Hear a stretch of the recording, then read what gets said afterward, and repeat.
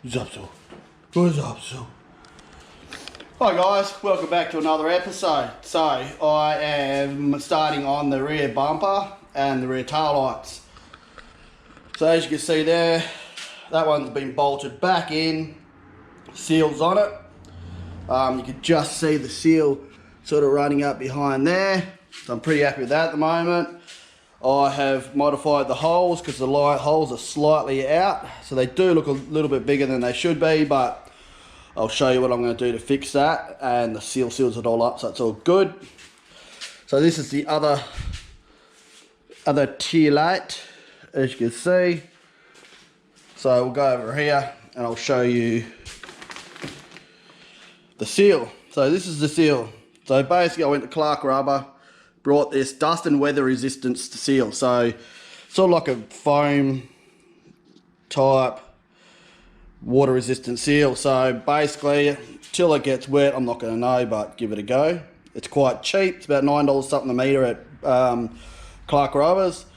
So basically what I did was I've made this one here, as you can see. I will just pop that up there and I'll put the other tail light over here so you can see it better. So what I did was so this is the, no, I'm gonna do it that way. This is the bottom.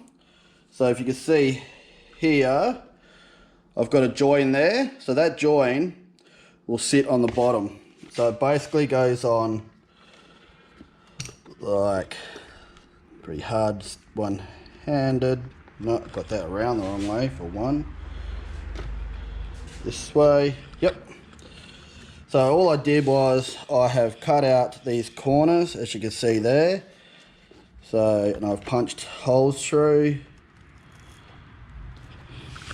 so that they go through the bolts that are there, or the studs. And then you just sort of, that'll sit better once it's all together. I think I must be around the wrong way. Alright, I'll be back. Alright, so we're on. So as you can see, it runs around, pulls up quite snug. This will pull down into there, etc. Now what I did was this one, with the other one, because this is how it basically sits on the car, like so. What I did was, I had the join there on the bottom of the other one so that obviously the water doesn't get in there. So what I'll do is I'll glue that up a bit more so it's a bit tighter.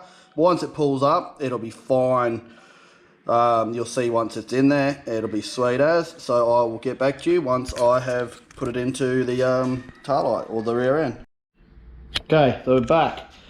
So she's in. Nice new DX tail lights. I put that center trim in there. That just finishes it off. So basically with the holes I had to just slot them just a little bit. So I don't know if you can see under there. I just had to put a couple of little washers just to help it out. And she's tickety boo. So I'll wire those tail lights up once I start doing the boot cleanup. Basically I just gotta tidy it up a bit more and make a new panel to go where it goes over the spare tyre and just some stuff to tidy him up.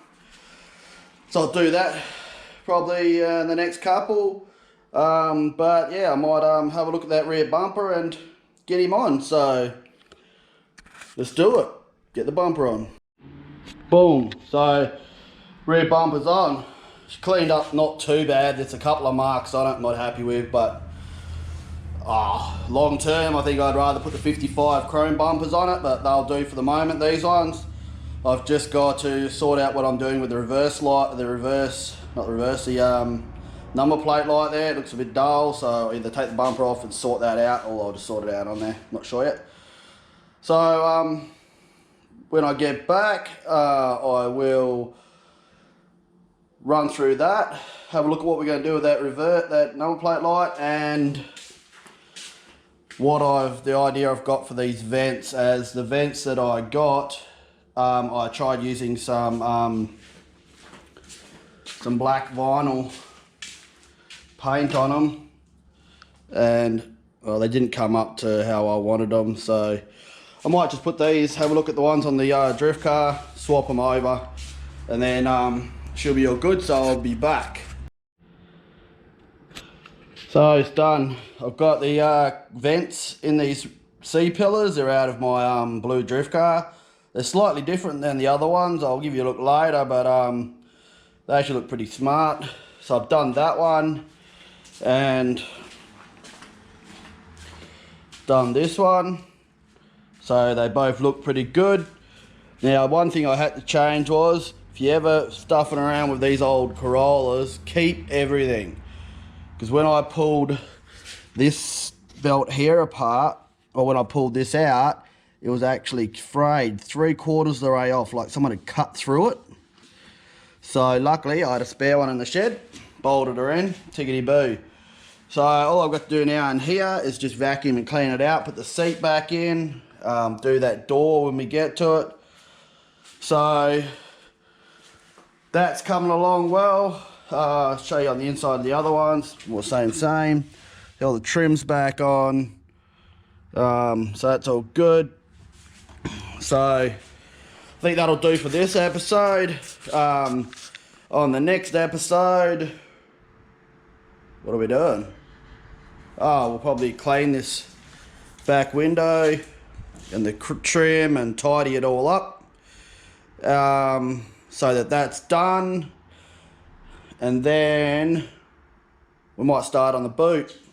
Now basically what I'm going to do in the boot, I'm going to vacuum it all out, get that loose shit out, get vacuum everywhere. Give it a quick clean, and then I've got to mount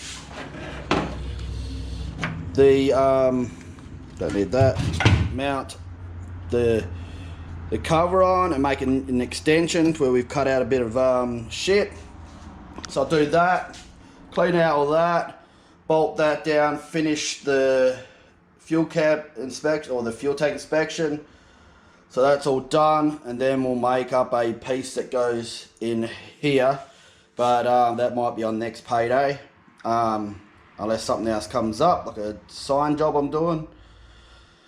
But we could do all the painting and prepping up to that stage, and probably have a look at the tail lights. So that'll be on the next one.